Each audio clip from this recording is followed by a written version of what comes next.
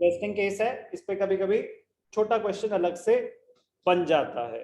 क्या है, अगर टाइम पीरियड ही 6 मंथ्स है, क्वेश्चन का टाइम पीरियड ही 6 मंथ्स है, क्या रीजन हो सकता है 6 मंथ्स का टाइम पीरियड? आपने 1 अक्टूबर को बिजनेस शुरू करा या 1 अप्रैल को शुरू किया था और 30 सितंबर को क्लोज हो गया बिजनेस, कुछ भी रीजन हो, कह रहे हैं अगर सिर्फ 6 मंथ्स के लिए ही बिजनेस चला हो तो क्या होगा?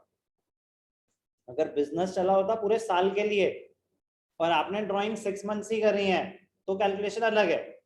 ये कौन सा केस है कि बुक्स ही 6 मंथ्स की बन रही है, इंटरेस्ट ही सिर्फ 6 मंथ्स का चार्ज होगा।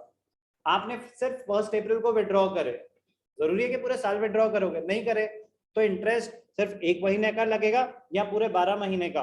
अगर आपने सिर्फ 1 अप्रैल को स्टार्टिंग ऑफ द ईयर में आपने 10,000 विड्रॉ कर लिए तो इंटरेस्ट आपको पूरे 12 महीने का लग रहा है या सिर्फ 1 महीने का?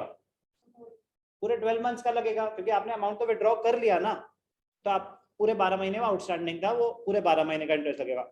लेकिन अगर उस साल की बुक्स ही सिर्फ 6 मंथ्स की बन रही हैं, वो केस है, तो 6 मंथ्स का ही इंटरेस्ट कैलकुलेट होगा, कोई फर्क नहीं पड़ता।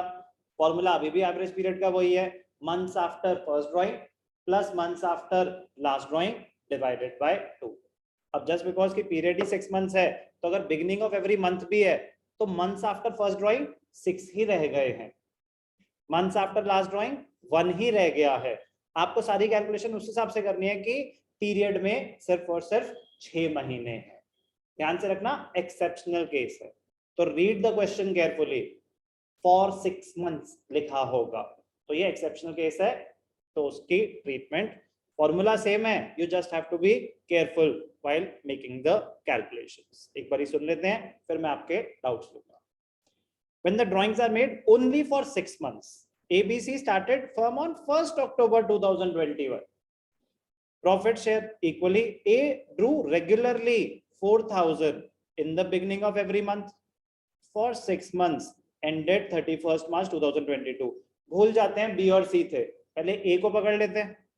भूल जाते हैं ना, B भी था C भी था, पहले A की कैलकुलेशन करते हैं। Calculate interest on drawings at 5% per annum for the period ended 31st March 2022.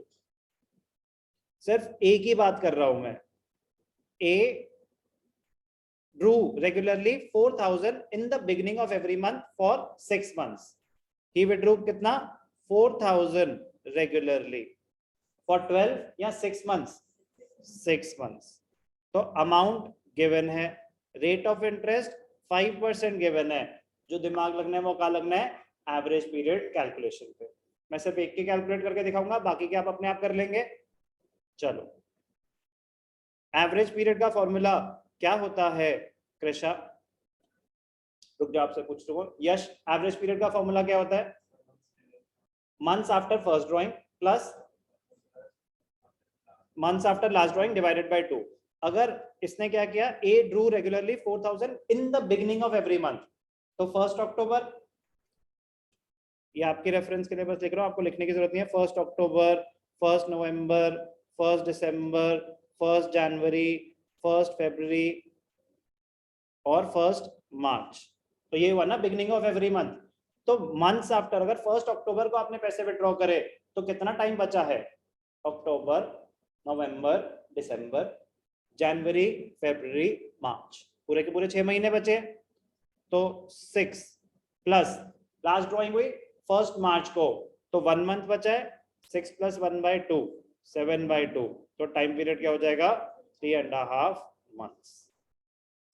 4,000 into 6 into 5% into 3.5 by 12, 3.5 months, 3.5 months। ये तो ध्यान देना है, टाइम पीरियड क्या है? 3.5 months।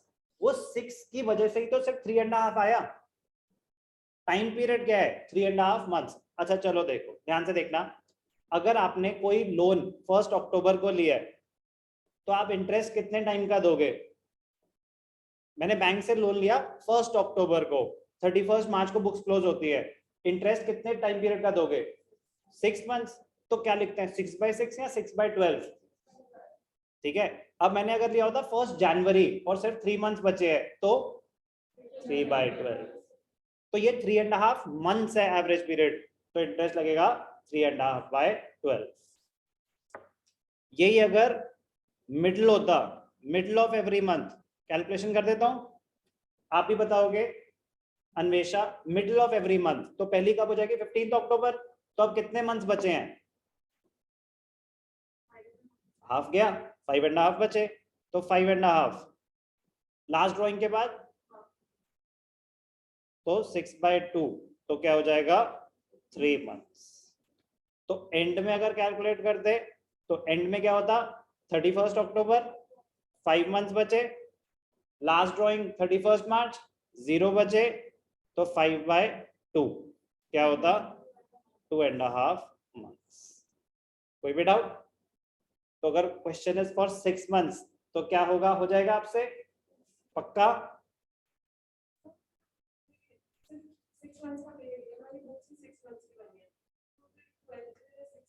नहीं नहीं नहीं नहीं।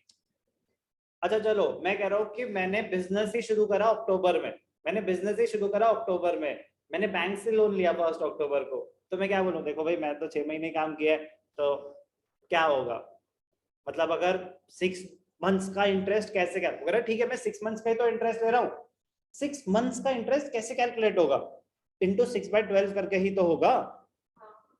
बात समझ आई? वो 6 मंथ्स का ही इंटरेस्ट ले रहे हैं, बट कैलकुलेशन तो वही है कि अगर पूरे साल का 10% है तो 6 मंथ्स का कितना होगा 5%। अब आपने ड्राइंग करी 1 अक्टूबर को भी तो वो पूरे 6 महीने था, फिर 1 नवंबर को वो 5 महीने था, सबका अलग अलग इंटरेस्ट था ना, कोई 6 महीने का इंटरेस्ट, कोई 5, कोई 4, 3, 2, 1 महीने का भी इंटरेस्ट था, 6 महीने का भी इंटरेस्ट था, तो एवरेज पीरियड क्या निकला बिगनिंग के केस में 3.5 मंथ्स, 3 months। तो when the time period is calculated in months, तो इंटरेस्ट कैलकुलेट करते वक्त 12 से तो डिवाइड करना ही पड़ेगा। when the interest is calculated in days, तो हम 365 से डिवाइड करते हैं, तो बेसिक रूल है, उसका अकाउंट से कोई लेना देना नहीं है, अकाउंटिंग पीरियड से कोई लेना देना नहीं है, आपने कितने टाइम बिजनेस किया उससे कोई लेना देना नहीं है। मैंने बिजनेस ही शुरू करा फरवरी में, तो और 1 मार्च को मैंने बैंक से लोन लिया, तो जब वो 1 महीने का इंटरेस्ट कैलकुलेट कर रहे हैं तो इंटू 1/12 भी तो करेंगे। मैं थोड़ी ना बोलूंगा कि देखो मैंने तो 3 महीने काम किया तो 1/3, तो कितना ज्यादा आ जाएगा, 1/12 मेरे को इंटरेस्ट देना था, मैं 1/3 दे रहा हूँ क्योंकि मैंने जनवरी में शुरू कराया फरवरी में, that is इमैटेरियल। Interest is for 1 month, तो 1/12 होगा।